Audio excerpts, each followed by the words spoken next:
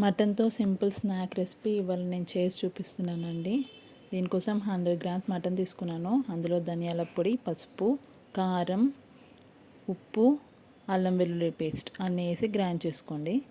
Grind అయ్యాక ఇందులో ఒక ఆనియన్ వేసేసి గ్రైండ్ చేసి మెత్త పేస్ట్ అయ్యాక దాన్ని ఒక బౌల్లోకి తీసుకొని కొద్దిగా రైస్ ఫ్లోర్ ఇంకా కార్న్ ఫ్లోర్ వేసి మిక్స్ చేసి 5 మినిట్స్ పక్కన పెట్టుకోండి. 5 మినిట్స్ తర్వాత ఈ స్క్రీన్లో చూపించిన విధంగా చిన్న చిన్నగా ఇలా ఒత్తి పెట్టుకోండి మటన్ని. ఈ ఒత్తి పెట్టుకున్నవన్నీ రెడీ చేసుకున్న తర్వాత ప్యాన్లో ఆయిల్ వేసి హీట్ చేసుకోండి. ఇవన్నీ రెడీ అయిపోయాయి.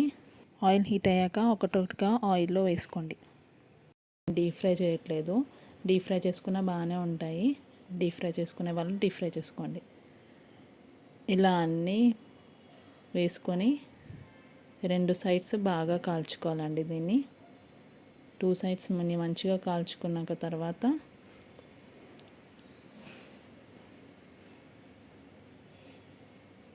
క్లోజ్ చేసుకొని చిన్న మంట మీద చాలాసేపు ఉడికించుకోవాలి. మటన్ కాబట్టి త్వరగా ఉడకదు.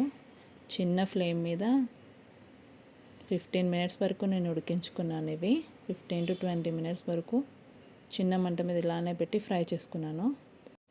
ఇవి కర్రీ చేసుకున్నా కానీ బాగుంటాయండి. టమాటో ఆనియన్స్ వేసి వీటితో కర్రీ కూడా చేసుకోవచ్చు. వేడివేడిగా సర్వ్ చేసుకుంటే చాలా టేస్టీగా ఉంటాయి. ఒకసారి ట్రై చేసి చూడండి.